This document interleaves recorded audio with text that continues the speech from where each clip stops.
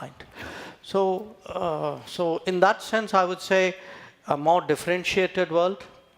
Give me the situation when I look at the partner or the, what I'm confronted with, I will come up with that aspect of my sort of capability. So those who are more direct and transactional, be more direct and transactional with them. Those who have a longer view and a broader philosophical outlook of a better world, let that side of you flow as well. India's obviously got good relations with both the US and the EU. And you were just talking about how they're going to get even better. Does it then worry you, this divergence between the transatlantic partners at the moment? There's friction, there's disagreement, there could be a really big trade war if something doesn't happen in the next 4 weeks. Is that a risk or an opportunity for India? I think it's a reality. Look, Sorry, you think a transatlantic divergence is a reality? No, I think there are realities. Right. Sometimes, if, as I said, if you've grown up in an alliance culture, even a public difference looks much bigger if you're not used to differences and you're not used to it being aired very, very visibly and articulately. I'm not sure I would worry whether this would happen or that would happen. You take it as you get it, and you make the best of it. I mean, that's really what my business is all about. So we do see today that Europe has a distinct position on many issues. Those are not necessarily the positions shared today in the United States. So that's a reality. Now, as a country which is, we are objective about it. We value our relations with US as we do with the EU. We will deal with each one on terms which are best for both of us. Could you think of specific areas, though, where that divergence would pose a problem for India in a real practical sense?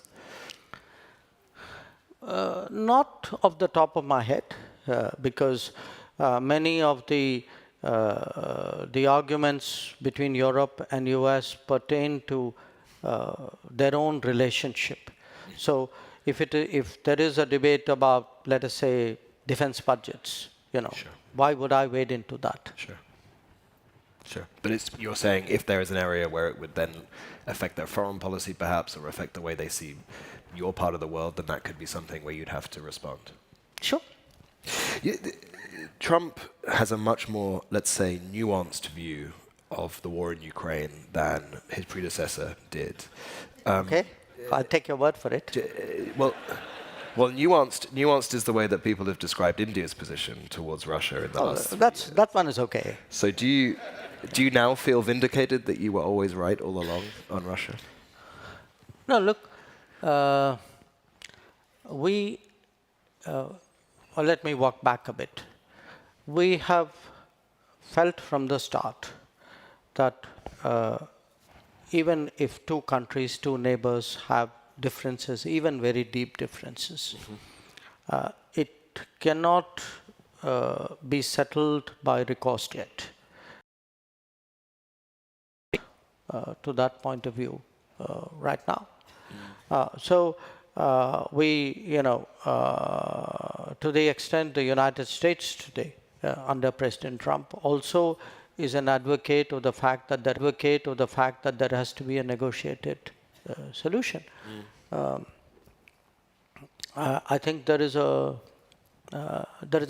sort of a common ground there, but beyond that, I think they would have their view. We are less involved. They are deeply involved in it. Sure. We are not. But as a accomplished diplomat, as a man whose bread and butter is negotiation, when you look at what's happening in that negotiation between Russia and Ukraine right now, do you think we're closer to peace than we were before? That's hard to say. That's hard to say because, like any negotiation, you can argue that negotiation is better than no negotiation. But a negotiation does not by itself Right. predicate that you will reach an early conclusion.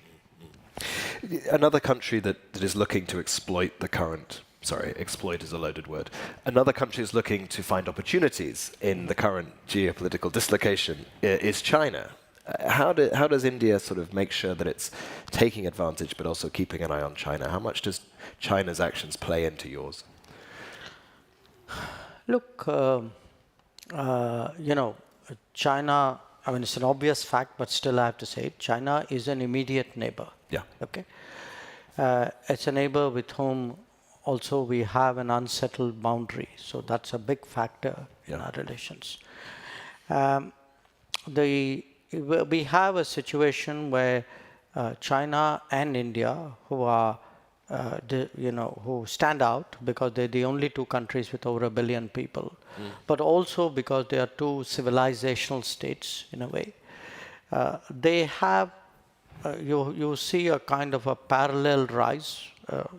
The Chinese started their modernization ahead of us because I think we had at that time governments perhaps who didn't do what they should have done in those early years. But be that as it may, you have a rise of China, you have a rise of India. Sure. Now each one is creating a certain new equilibrium between them and the world, the rising power in the world. And then a much more complex equilibrium between the two rising powers, who also happen to be neighbors and who sometimes have common neighbors as well. Yeah. So it is an incredibly complicated matrix. And there are different dimensions to it. There's the boundary dimension to it. There's the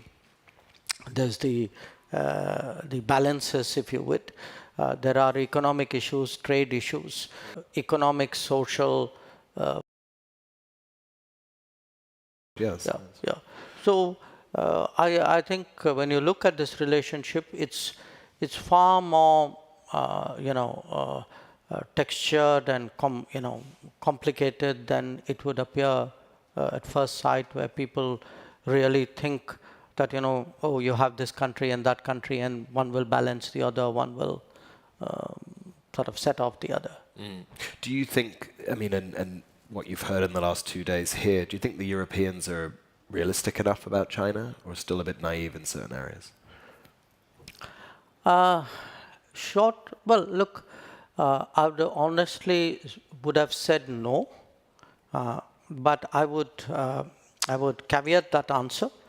I think when I've been coming to Europe, I've come to Europe many years ago, sure, but pretty much continuously now for